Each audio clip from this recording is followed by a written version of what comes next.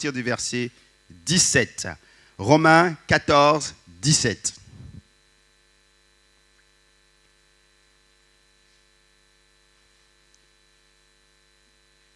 Voici ce que déclare la parole.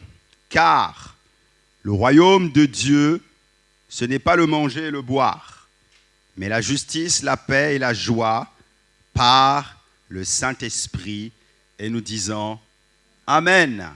On va expliquer ce matin ce que l'auteur aux Romains est en train de dire, c'est l'apôtre Paul, et comment nous pouvons l'appliquer à nos vies. Et ce passage, il est tellement intéressant pour nous, et dans ce passage, l'apôtre va recentrer l'Église sur l'essentiel.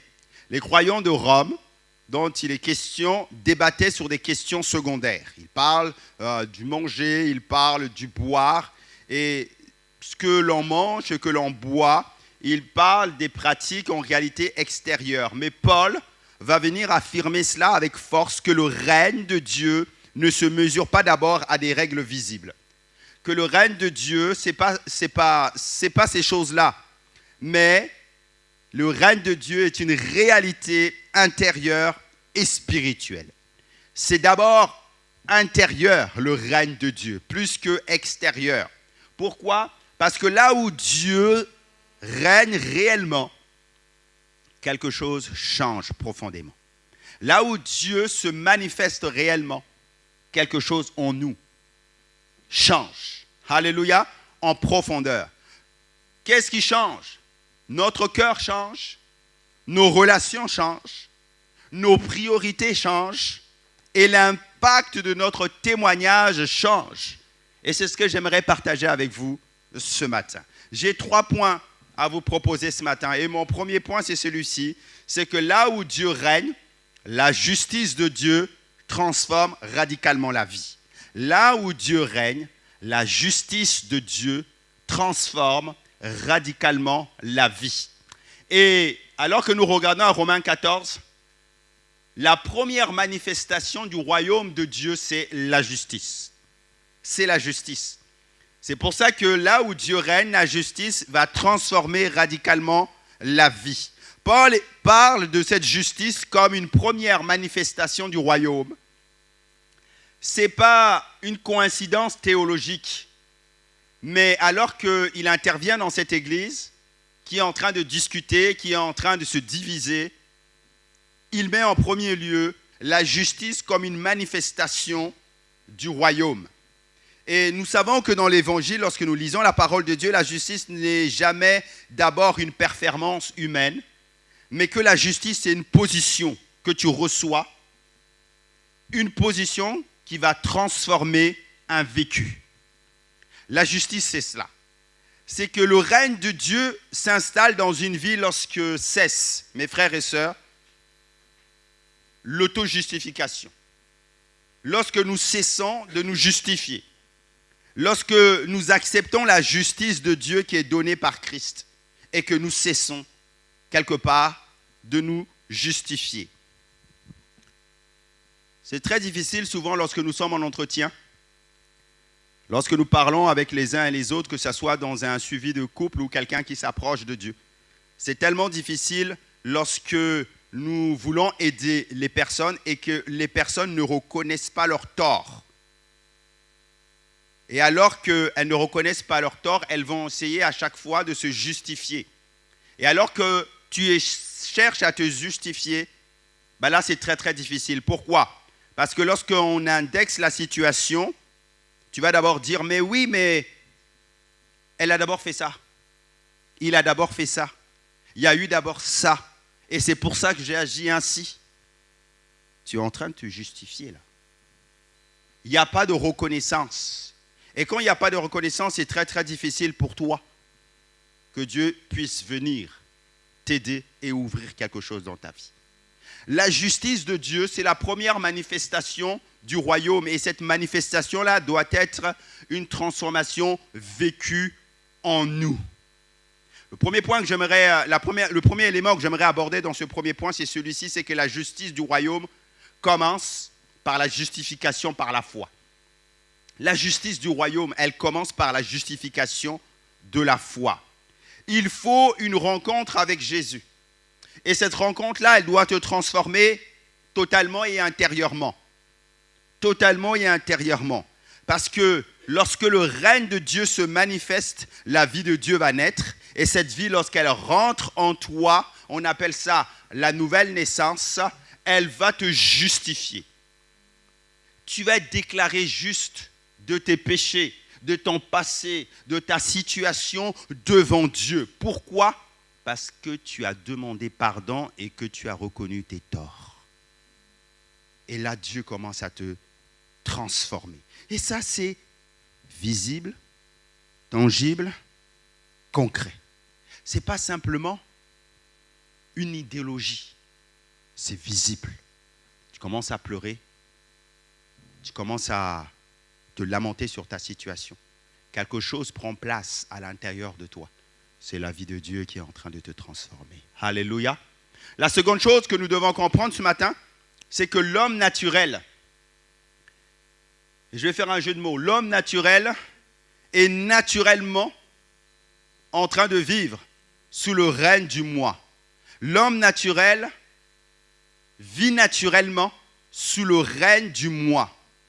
L'homme naturel, c'est celui qui est conduit par ses sens. C'est celui dont la nature est charnelle. Et j'aimerais dire à quelqu'un, c'est que tu peux aimer le Seigneur de tout ton cœur. Tu peux l'avoir accepté, avoir fait cette expérience de la justification par la foi, mais être charnel.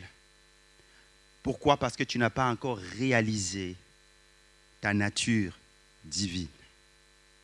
Et tu te laisses dominer par ta nature charnelle.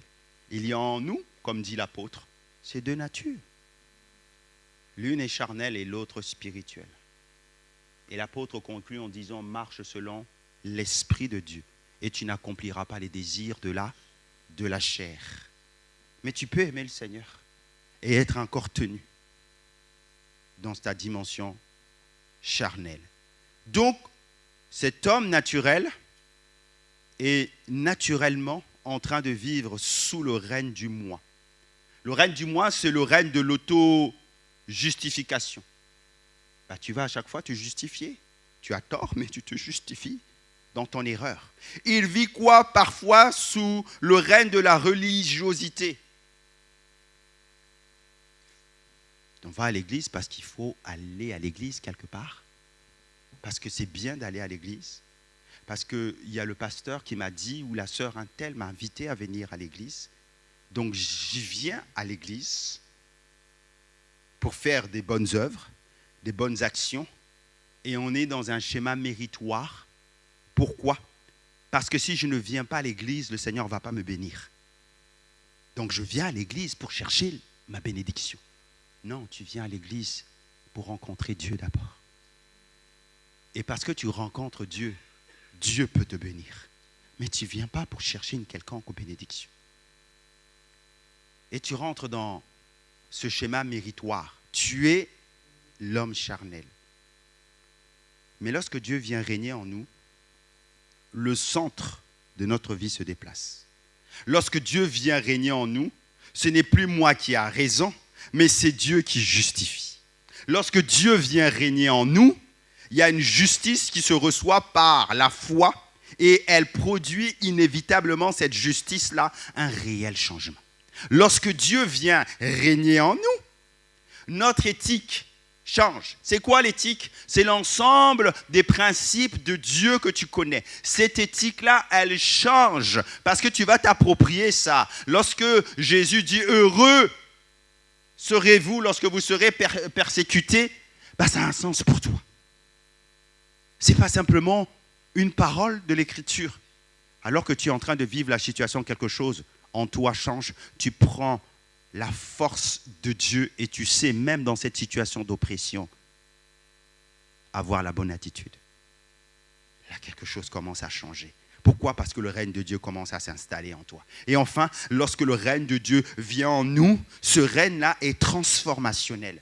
Personne, en réalité, ne peut s'approcher de Dieu et rester tel qu'il est. Sincèrement, mes frères et sœurs, on ne peut pas s'approcher de Dieu et rester avec la même mentalité qu'avant.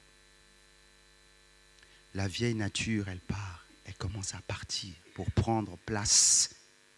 La nouvelle nature commence à prendre place. Galates 2,20 nous dit « J'ai été crucifié avec Christ. Et si je vis, ce n'est plus moi qui vis, mais c'est Christ qui vit en moi. Si je vis maintenant dans la chair, je vis dans la foi au Fils de Dieu qui m'a aimé et qui s'est livré lui-même pour moi. » Et l'apôtre est en train de nous exhorter ainsi en nous disant que lorsque le règne vient en nous, c'est plus toi qui vis, mais c'est Christ qui vit en toi. C'est lui qui vit en toi, le règne de Dieu. Alléluia. Troisième élément que nous devons comprendre dans ce premier point, c'est que cette justice-là qui transforme, elle n'est pas seulement déclarative, et c'est important de comprendre ça, mais elle est expérientielle. Elle n'est pas seulement déclarative, mais elle va dans l'expérimentation. Dieu te déclare juste. Tu lis que tu es juste. C'est une déclaration de foi, n'est-ce pas? Mais la justice, elle va au-delà de cette déclaration de foi. Elle va dans l'expérience même de ta vie parce qu'il faut qu'elle s'incarne. Et le Saint-Esprit ne fait pas seulement te justifier ou te déclarer juste, il te rend capable de vivre autrement. Et c'est cela l'expérience, parce que la foi se démontre dans l'expérience. La foi, ce n'est pas la méthode Coué. Ce n'est pas la méthode de la persuasion, mais c'est une réalité concrète. J'aime lire certains livres d'auteurs des pères de la foi, et vous connaissez Smith Wigglesworth. On l'appelait le plombier de Dieu. Il a commencé son ministère alors qu'il était plombier. Et puis, alors qu'il allait chez des personnes faire les réparations concernant la plomberie, il a commencé à parler du Seigneur à ces gens. Et leur vie a commencé à être transformée. Et comme il voyait que leur vie commençait à être transformée, il continuait, il parlait jusqu'à ce que le Seigneur déplace son centre de gravité. De l'entreprise de plomberie qu'il avait, le Seigneur était en train de faire émerger un homme. On l'appelait ensuite l'apôtre de la foi. Parce que lorsqu'il priait, il demandait des choses impossibles et ces choses impossibles-là venaient. Voilà ce qu'il dit à un moment donné. Pour ceux qui n'ont jamais lu sa biographie, allez la lire. Elle est super. Il dit « Dieu ne remplit jamais un homme pour qu'il reste le même. Là où l'esprit règne, le péché perd son pouvoir. Dieu ne remplit jamais un homme pour qu'il reste le même.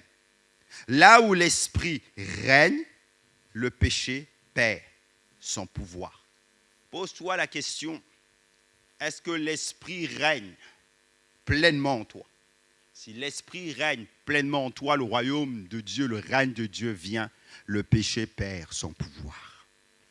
Le péché perd son pouvoir inévitablement, mes frères et sœurs, inévitablement. Alléluia. Quatrième chose dans ce premier point, c'est que la justice du royaume commence aussi dans le cœur. Ok? Cette justice du royaume, elle commence aussi dans le cœur. Lorsqu'un croyant laisse le Christ régner, certaines choses deviennent impossibles à continuer dans notre cœur.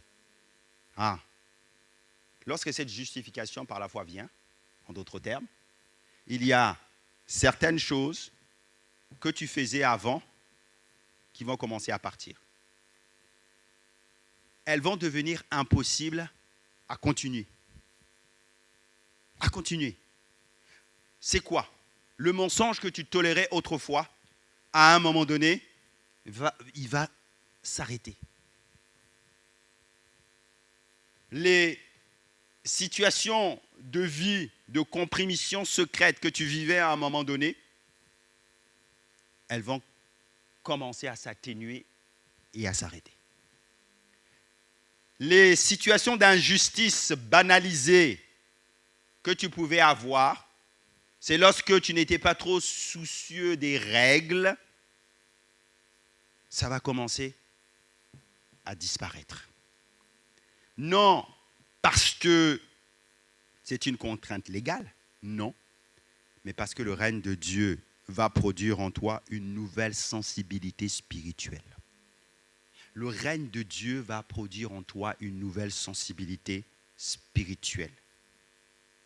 Voilà pourquoi Smith Wigglesworth dit que le péché, à ce moment-là, va perdre son pouvoir. Le péché va perdre son pouvoir. Donnons quelques illustrations à ce que nous sommes en train de dire. Dans l'Écriture, il est question d'un homme qu'on appelle Zachée. Tout comme Matthieu, cet homme était collecteur d'impôts. Et tous ceux de sa génération, donc les Juifs de sa génération, l'appelaient le petit collabo. Parce qu'il collaborait avec le régime en place, les Romains. Et bien plus que cela, alors qu'il devait prélever le montant qu'il devait prélever, mais lui, il prélevait encore plus. Et cette différence-là, ce delta, il le mettait Zachée dans sa poche. Alors que Jésus passe par là, il est sur un arbre. Jésus vient et dit, alors que Zachée était de petite taille, Zachée, il faut que je demeure. Il faut que je soupe avec toi. Il faut que je entre dans ta maison. Alors que Jésus dit ça, Zachée est honoré de cela. Et il rentre. Et une rencontre se fait avec Jésus. Mais suite à cette rencontre-là, ce qui est important de voir dans la parole de Dieu, c'est que Jésus ne lui impose aucune restriction après cette rencontre. Jésus ne dit pas, Zachée, il va falloir que tu fasses ceci. Il va falloir que tu rendes ce que tu as volé. Non, Jésus ne lui dit rien de cela. Pourtant, lorsque le règne de Dieu entre dans la vie de Zachée, lorsque le Christ vient régner dans sa maison, la justice de Dieu va jaillir spontanément de sa vie. Et voilà ce que Zachée va dire à un moment donné. Quand j'ai fait maintenant du tort aux gens, je rends pas le double. Il va dire le quadruple. Waouh! À ceux que j'ai offensés. Mes frères et sœurs, là où le règne de Dieu vient, la justice, elle dépasse même la loi. La justice, elle dépasse même la loi. La justice de Dieu dépasse même la loi. Oui, c'est le Saint-Esprit qui fait ça. Souvent, lorsque nous parlons encore, je reviens dans les entretiens avec les uns et les autres, les gens nous disent, « Pasteur, je n'ai pas la force de faire telle ou telle chose. » Mais regarde Zachée. Est-ce qu'on lui a expliqué quoi que ce soit? La première manifestation du règne de Dieu en nous, c'est la justice de Dieu. Et cette justice, en réalité, elle vient à un moment donné te convaincre. Des choses que tu n'as même pas apprises. Mais l'Esprit de Dieu t'amène à faire ces choses-là. Parce que le règne de Dieu dépasse même la loi. Alléluia. Je donne un autre exemple. Dans le monde professionnel dans lequel nous sommes, beaucoup peuvent justifier certaines pratiques discutables au nom du système. Alors que tu es dans telle ou telle entreprise, il y a une certaine culture d'entreprise, il y a des pratiques qui sont là, il y a un système qui est mis en place.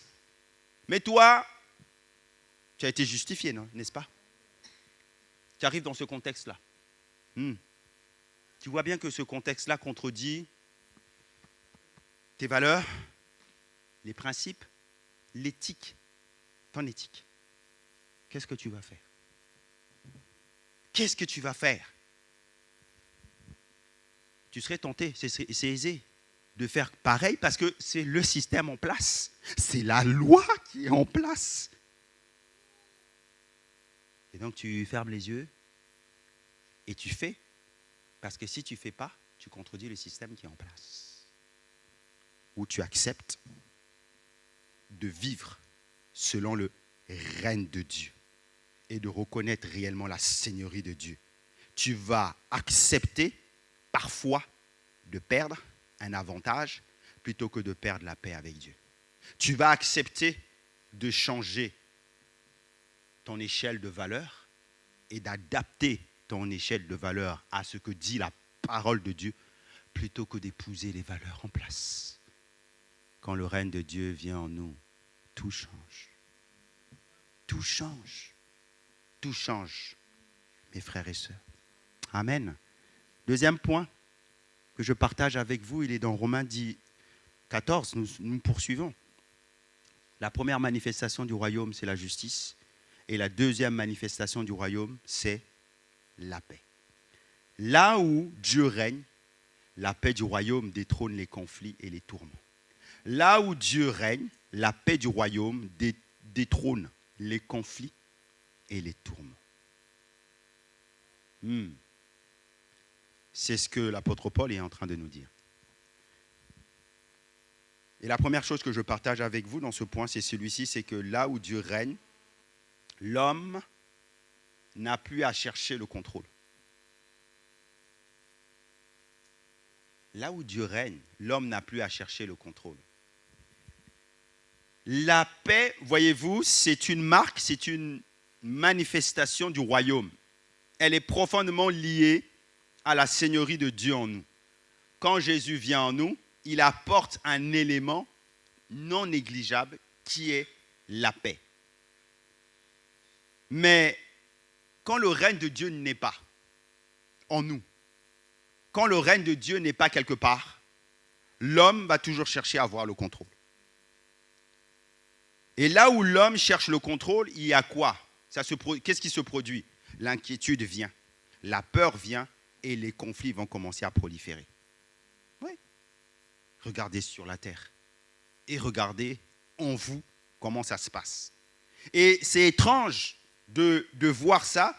C'est que toutes les fois où vous et moi, nous allons chercher notre indépendance par rapport à Dieu, à vouloir contrôler les choses, l'inquiétude et la peur vont venir à un moment donné prendre place en nous. Pourquoi? Parce que la paix n'est pas quelque chose que le monde peut donner. La paix, il n'y a que le règne de Dieu qui apporte la paix. Il n'y a que le règne de Dieu qui apporte la paix. Donc, mon frère, ma soeur, toutes les fois où toi, tu vas chercher à prendre le contrôle de ta vie, sache que l'inquiétude, sache que la peur, sache que la crainte, sache que l'insécurité, à un moment donné, va venir frapper à ta porte. Parce que tu n'as pas invité le Dieu de paix à venir dans ta vie. Ça, c'est la première chose. La deuxième chose, c'est celle-ci, c'est que là où Dieu règne, les relations changent. Quand Dieu vient régner dans une vie, les relations changent. C'est ce que Paul est en train de nous dire. Je reviens maintenant à la structure de cette église de Rome. Pourquoi il parle du manger? Pourquoi il parle du boire? Pourquoi il parle des choses en réalité qui sont terrestres, des choses qui sont extérieures au royaume de Dieu? Pourquoi il parle de tout cela? C'est parce qu'ils étaient juste en train de se diviser. Quand on commence à parler d'autres choses, quand on n'a plus de discussion sur la parole de Dieu, on va parler de ce qui nous divise.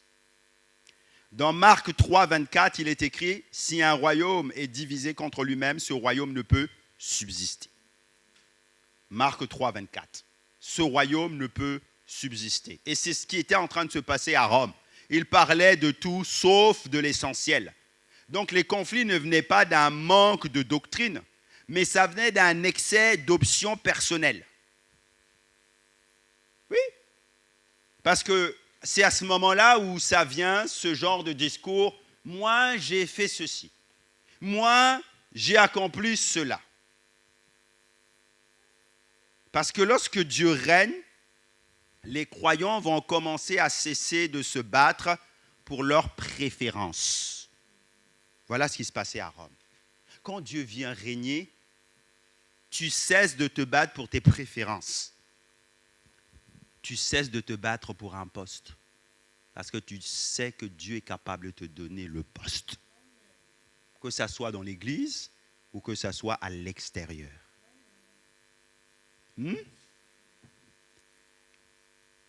Là où Dieu règne, on va cesser de se battre pour les préférences qui vont emmener les uns et les autres à dire « M'as-tu vu? J'ai bien chanté ce matin. J'ai bien fait telle ou telle chose. M'as-tu vu? » Là où Dieu règne, les m'as-tu vu, ces préférences-là disparaissent. Disparaissent. Et tu vas choisir le chemin de l'amour, de la paix, et le chemin de la soumission à Dieu, parce que Dieu va déposer cette paix-là en toi. La paix, elle vient te sécuriser, elle vient te dire que tu n'as pas besoin de te comparer à telle ou telle autre personne. La paix, elle vient de Dieu lorsqu'elle vient en toi, elle vient te sécuriser en disant en fait que tu es la personne que tu es parce que j'ai voulu que tu sois comme ça et les dons que j'ai mis en toi, c'est les bons pour toi. La paix, elle vient te dire que tu n'es pas forcément meilleur que d'autres, mais que tu es unique. Parce que Dieu ne déploie pas les mêmes personnes ici sur terre. Il t'a fait avec une identité bien particulière. Tu as une réponse pour quelqu'un ici dans ce monde, pour une population. Tu as un projet sur ta vie. La paix vient te sécuriser et elle vient te donner cela. Tu n'as pas besoin de chercher ce que toi tu n'as pas. Vous avez tout reçu pleinement. Alléluia. Oh, dites Amen. Troisième chose, c'est que la paix est indissociable de la plénitude de l'esprit. La paix, elle est indissociable de la plénitude de l'esprit. Il y a la paix, il y a la plénitude de l'esprit. L'Écriture nous invite toujours à être remplis et à être remplis jusqu'à rebord. Jésus va dire à la Samaritaine, quand tu m'auras réellement connu, des fleuves d'eau vive couleront de ton sein et elles jailliront jusque dans l'éternité. Chrétien, bien-aimé, c'est bien d'être rempli une fois, mais il faut être rempli toutes les fois. Certains s'arrêtent simplement à l'expérience où ils ont été remplis une fois. Mais alors que tu es rempli une fois, qu'en est-il de demain, après-demain? Qu'en est-il après-demain? La bouteille, lorsque elle est remplie, vous la laissez là, ok? Quelques mois après, si vous regardez la bouteille, l'eau a diminué. Il y a un système. Il y a l'évaporation qui se produit. Quand tu es rempli une fois, tu t'arrêtes à cette expérience-là. 10 ans après, si tu t'es pas renouvelé, 10 ans après, tu n'as plus la même plénitude. Tu as besoin d'être rempli. Et je suis en train de dire ce matin, c'est que la paix, elle est indissociable de la plénitude de l'esprit. Le Saint-Esprit ne crée jamais le désordre intérieur. Il crée l'ordre intérieur. Et la paix, elle vient pour emmener l'ordre intérieur. Alléluia. Elle vient pour emmener ça. Le Saint-Esprit, c'est l'Esprit de Dieu. Et Dieu est un esprit d'ordre. Amen. Et dans la Bible, l'Esprit agit toujours pour restaurer. Il agit toujours pour restructurer. Il agit toujours pour aligner l'être humain avec la volonté divine. Le désordre intérieur, qu'est-ce qu'il emmène, le désordre intérieur? Il emmène quoi en nous? Il emmène la confusion permanente. Il amène quoi? Il amène l'instabilité émotionnelle incontrôlée. Le désordre, qu'est-ce qu'il emmène? Il emmène la culpabilité. Le désordre, il emmène quoi? Il emmène l'anxiété qui paralyse. Les désordres, qu'est-ce qu'il emmène? Il emmène un certain inconfort. Mais le fruit de l'action de l'esprit en nous, c'est cette paix qui va te sécuriser et qui va emmener la plénitude de l'esprit. Quels sont les symptômes du désordre intérieur? Si on se pose la question, quels sont les symptômes du désordre intérieur? Le premier symptôme, c'est que des conflits intérieurs non résolus vont prendre place en nous. Le désordre, il emmène ça. Ces conflits intérieurs qui prennent place, c'est par exemple un péché non confessé qui va emmener du désordre en toi. C'est aussi par exemple une désobéissance persistante. Tu refuses en réalité de reconnaître, d'obéir. Et donc ça persiste. Et alors que ça persiste, ce désordre-là, cette désobéissance, ça va amener un désordre en toi. Dieu est un Dieu d'ordre. Pour que la paix vienne s'installer, il faut de l'ordre. La paix, elle chasse. On chantait souvent ce chant. Ton amour chasse au loin ma peur.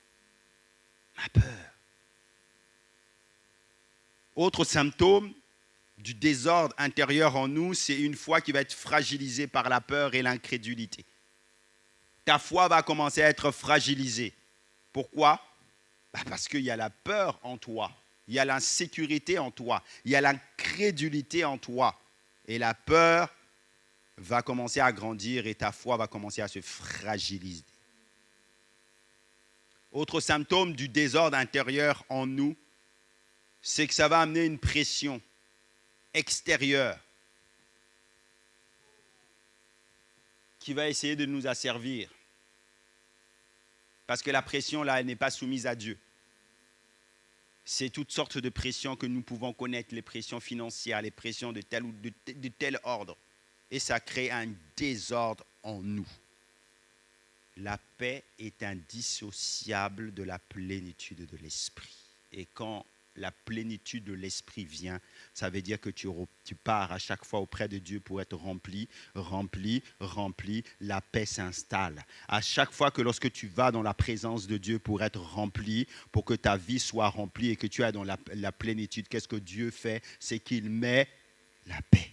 Il met la paix. Ça chasse le désordre. Ça chasse le néant, ça chasse ses peurs, ça chasse ses craintes, ça chasse tous ces symptômes que nous sommes en train de parler. Il te faut ça, cette plénitude du Saint-Esprit. Jésus dormait dans la barque, les évangiles nous disent, et la tempête vient. Et cet épisode de la parole de Dieu illustre parfaitement la paix du royaume que Dieu donne. Laissez-moi simplement vous dire que les circonstances sont identiques pour tous ceux qui sont dans la barque.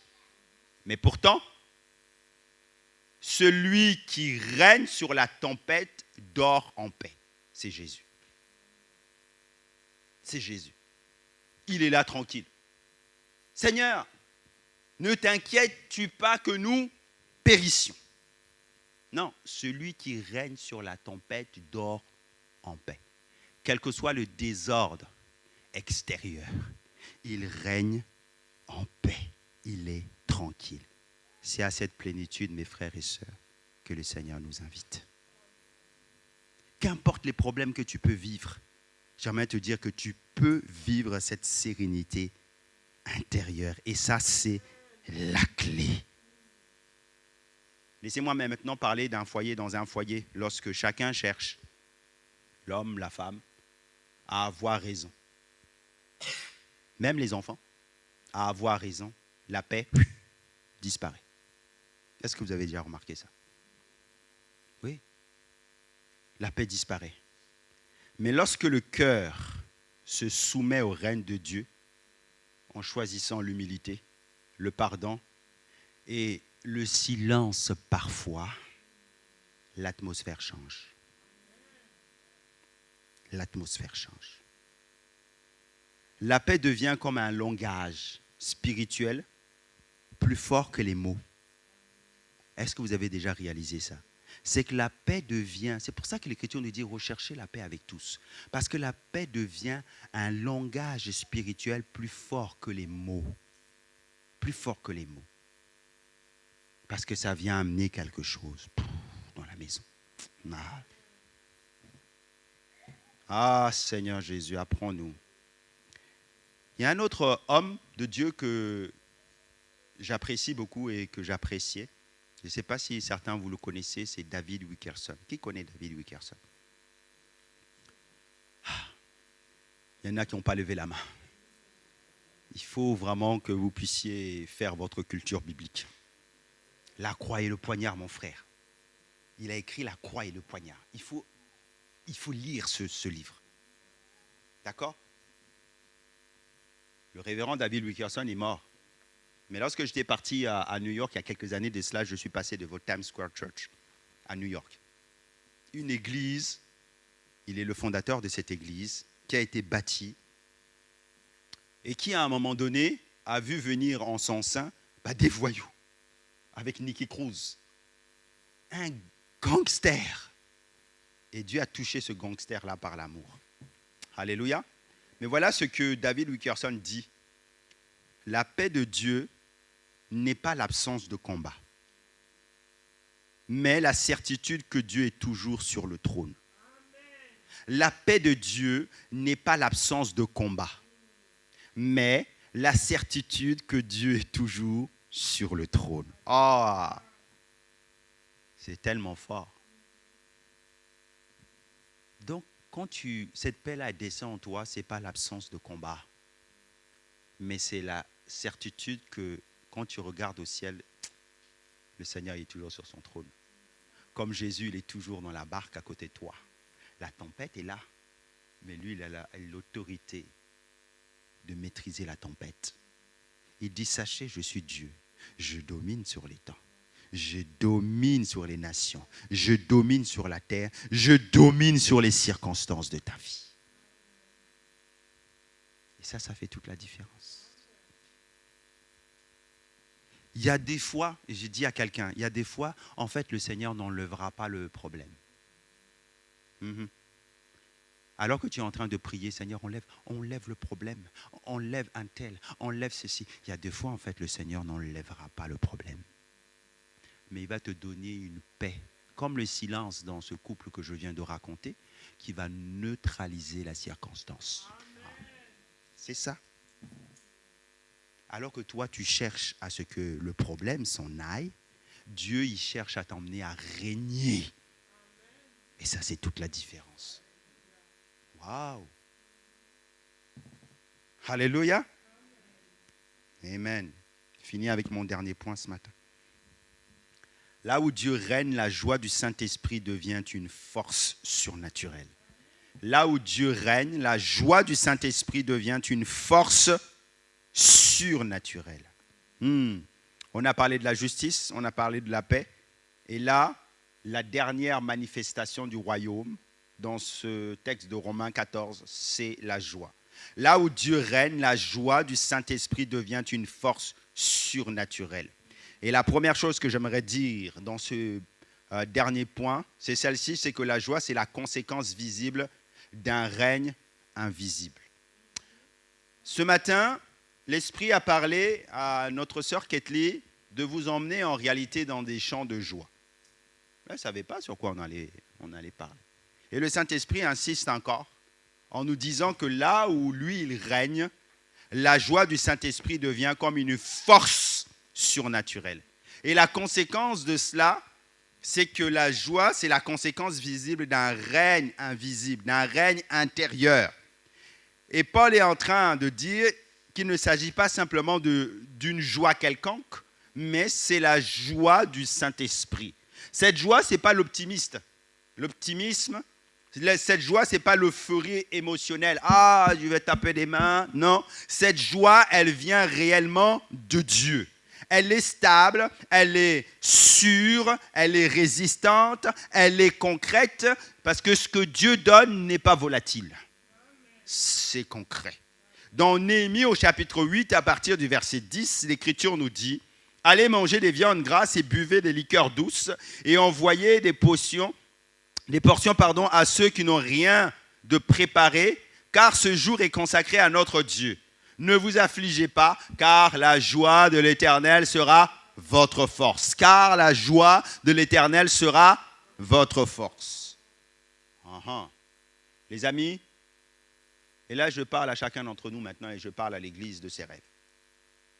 Les amis, trop de chrétiens viennent à l'église avec des mines défaites. Complètement défaites.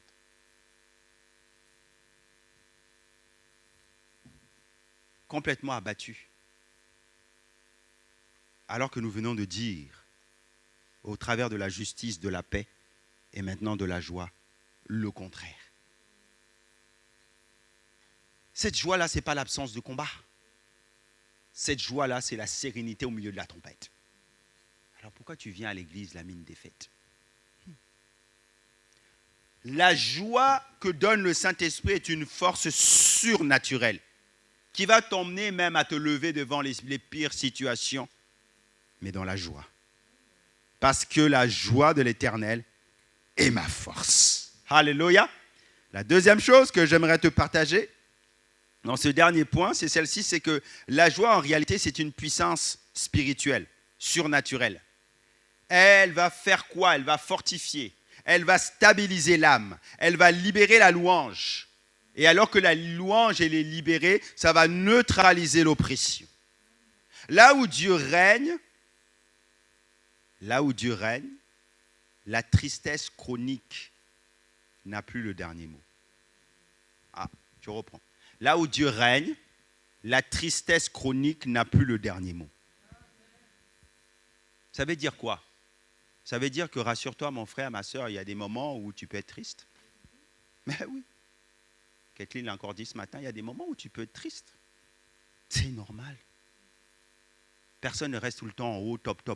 Il y a des moments où tu peux être triste. Mais là où Dieu règne, en toi là, la tristesse chronique n'a pas le dernier mot. Et c'est ça, en réalité. Parce que Dieu te donne quoi? La joie surnaturelle qui va transformer les circonstances. Amen. Je reviens à Smith Wigglesworth, le plombier de Dieu ou l'apôtre de la foi. Il va dire encore, et notez, la joie du Seigneur est l'évidence que Dieu règne malgré tout. La joie du Seigneur, c'est l'évidence que Dieu règne malgré tout. Si tu vois que quelqu'un a beaucoup de problèmes et que la personne elle sourit malgré tout, c'est que le royaume de Dieu est en lui et en elle. Et parce que le royaume de Dieu est en toi, alléluia, tout change. Tout change. Je n'avais pas prévu de dire ça, mais je dis ça peut-être à quelqu'un et peut-être que ça va encourager quelqu'un au milieu de nous. Ça a été même prouvé scientifiquement et médicalement parlant que lorsque quelqu'un est atteint d'une maladie, l'attitude qu'il manifeste, je parle des maladies comme le cancer, comme d'autres, dans cet état-là, fait toute la différence. Si la personne a la joie, elle a déjà 50% de la guérison. Et ça a même été prouvé scientifiquement. C'est comme ça que Dieu nous a créés. Toi, tu traverses des situations difficiles, mais tu es toujours down. Comment veux-tu être relevé? Commence à accueillir la joie en toi et tu verras la guérison va germer. Commence à accueillir la joie en toi et tu verras que la circonstance de ta vie là, va commencer à changer. Parce que Dieu, en fait, élève ceux qui l'honorent. Ah oui, Dieu vient à la rescousse de ceux qui ont la foi. Lorsque les anges sont dépêchés pour t'apporter la solution, s'ils voient que tu es à terre, l'ange s'en va parce qu'il honore la foi. Mais si la foi, la joie du Seigneur est ta force, la bénédiction de Dieu est déployée sur ta vie. Que quelqu'un dise amen à cela. Alléluia. Je finis avec ça maintenant. La joie, elle va changer nos priorités. Elle va changer nos priorités. La joie produite par le Saint-Esprit en nous, elle ne dépend pas de ces circonstances-là intérieures. Vous avez bien compris? Parce que quelle que soit la circonstance intérieure, la joie du Seigneur est une force pour toi. Elle va être enracinée dans une relation vivante avec Dieu, dans l'assurance de ton salut. Et l'Écriture présente cette joie-là comme les fruits de l'Esprit. Galates 5, 22.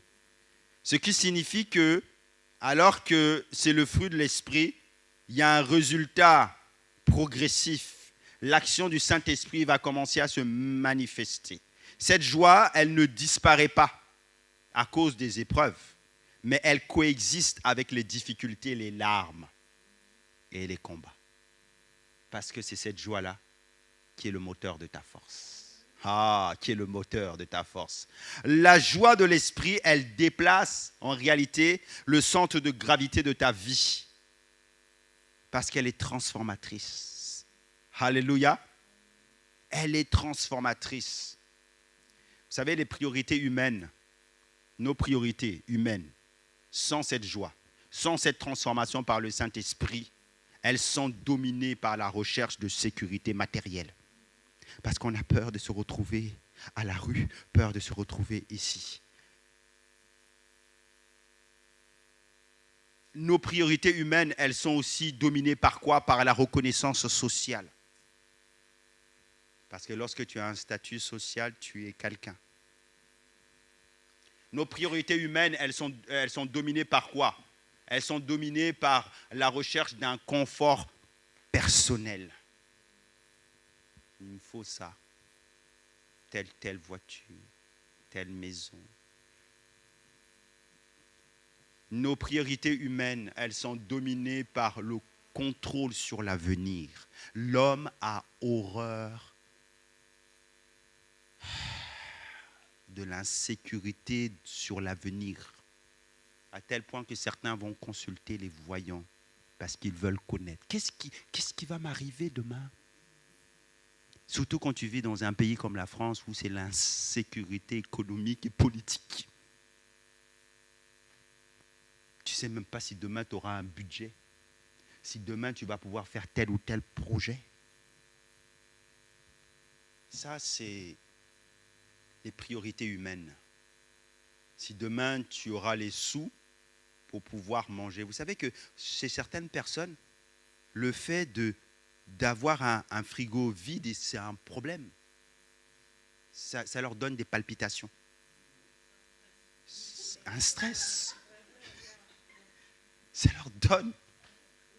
Si quelqu'un vit ça, là, on va prier pour la personne. C'est parce que ce n'est pas normal. Dieu dit que comme il donne même aux petits passereaux de quoi manger, il va te donner de quoi manger. Donc, n'aie pas peur. N'aie pas peur. Mais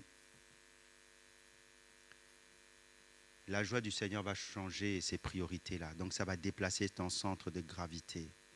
Ça va tout décentraliser pour t'emmener au plus près de Dieu. Parce que quand Christ vient régner en toi, tout change.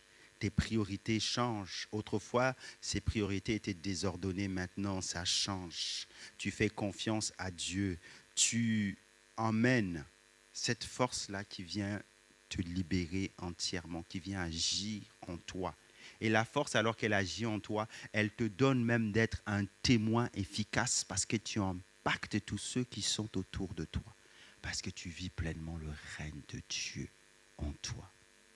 Amen. On va arrêter là. Est-ce qu'on peut incliner nos fronts? Alléluia. Jésus. Cette joie du Saint-Esprit, elle vient comme agir comme une force de libération qui va nous remplir, qui va remplir nos cœurs, qui va abaisser l'emprise des idoles dans nos vies. Ça va abaisser l'emprise des idoles dans nos vies. Alléluia. J'aimerais que nous puissions nous placer devant Dieu. On a partagé ensemble dans ce deuxième opus ce que là où Dieu règne, tout change. Et la question encore pour nous ce matin, c'est que est-ce que Dieu règne dans la première manifestation du royaume, la justice dans ta vie? Est-ce que Dieu règne dans la deuxième, la paix? Est-ce que Dieu règne dans la troisième, la joie? Mes frères et sœurs, en entendant ce message-là, et vous aurez la possibilité d'aller l'entendre sur YouTube, sur la chaîne YouTube, et je vous invite à aller écouter ça posément. Parce qu'on a partagé des choses qui, si vous les pratiquez, vont changer littéralement l'atmosphère de cette église. Vont changer littéralement l'atmosphère de votre vie. Complètement. Il y a une attitude à avoir qui amène la faveur de Dieu sur nos vies. Et qui vont t'emmener à régner. Tu ne vas plus aller de défaite en défaite, mais de victoire en victoire. 50% de l'exaucement vient de ce que nous avons partagé ce matin. Amen. Alors pourquoi tu restes encore si souvent dans la défaite, si souvent loin?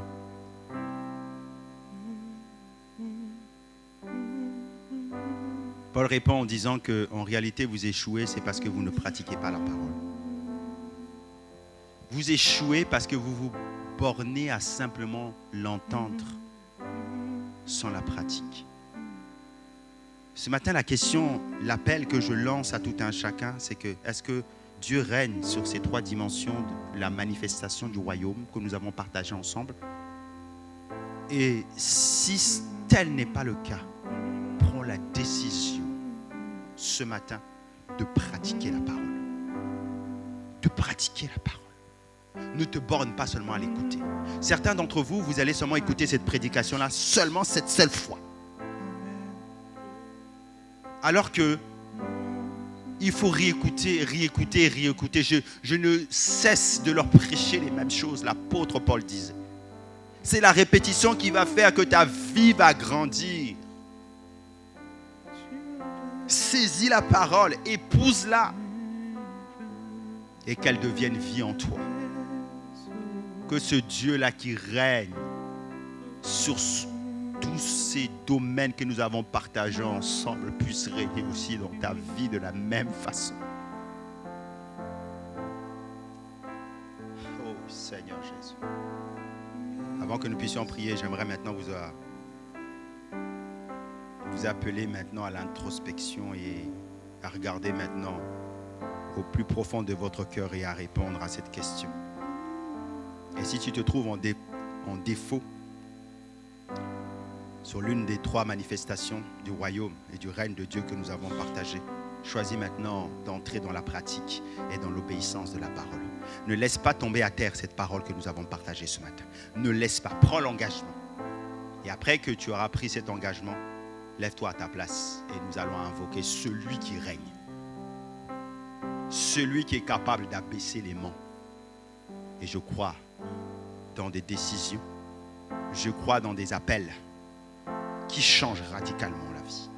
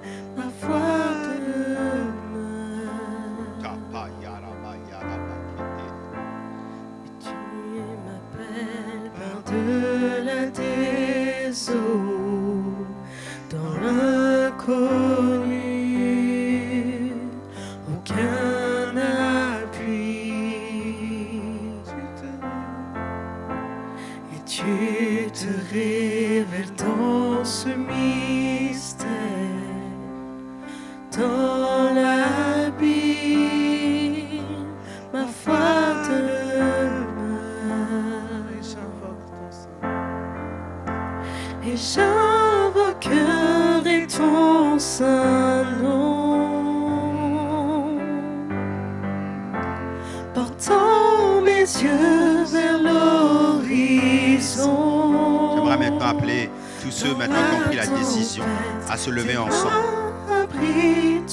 à leur place et nous allons prier. Il n'y a pas d'obligation parce que c'est l'obéissance.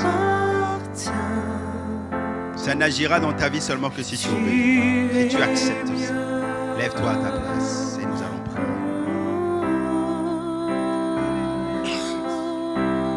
Quelles que soient les tempêtes, Seigneur, tu es là au contrôle. Alléluia. Ta grâce abonde, Seigneur, pour nous ce matin. Grâce abonde dans les profondeurs, ta main puissante me guidera. Quand mes pieds tremblent et la peur m'inonde, tu es présent, tu ne faillis pas. J'invoquerai ton saint nom. Je gardais les yeux fixés sur toi, celui qui ne branle pas, celui qui ne change pas au moment de la tempête, du déluge, tu étais sur ton trône, tu n'as pas bougé. Tes bras abriteront mon âme, je t'appartiens. Quelle assurance. Et tu es mien.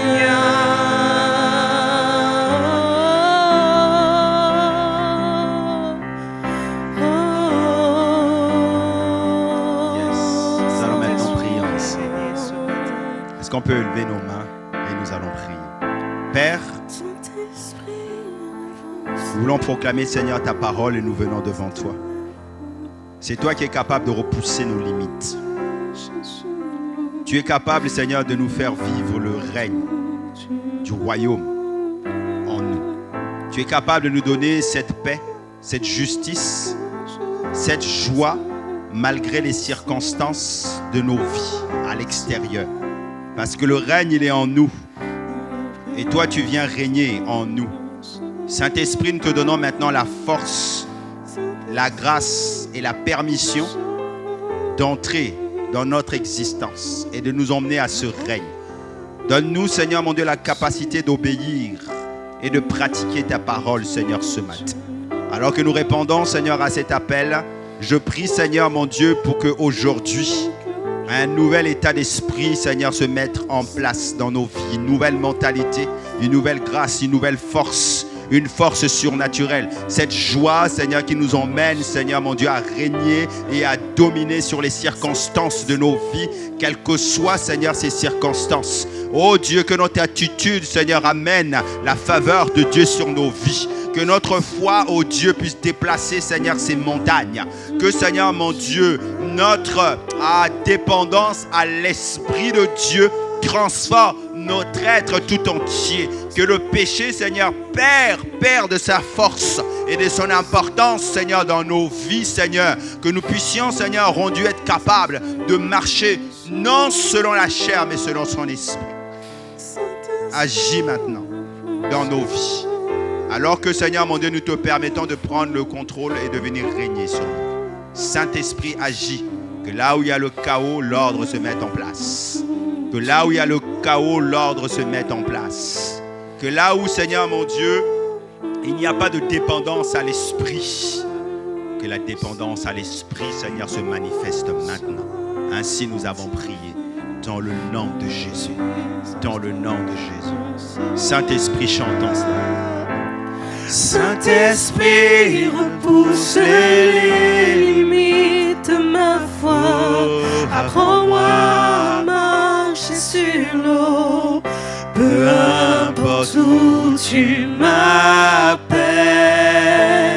Conduis-moi plus loin que je n'oserais m'avancer. Ma foi sera fortifiée dans la présence de mon Sauveur.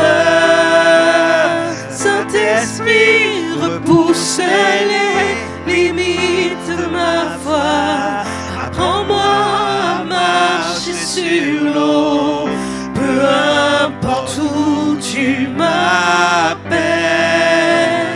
Conduis-moi plus loin que je n'oserais m'avancer.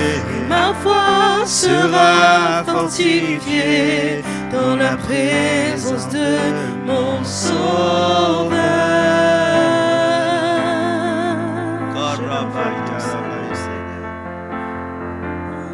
Je veux invoquer ton Saint-Esprit qui saura créer en moi, Seigneur, cette justification, cette paix qui surpasse toute intelligence et cette joie qui me donnera la force, Seigneur, d'aller au-delà, Seigneur. Oh, nous voulons invoquer ton Saint-Esprit ce matin. Sans toi, nous ne pouvons rien faire, cher Saint-Esprit. Imprime en nous cette réalité, cette conscience de qui nous sommes.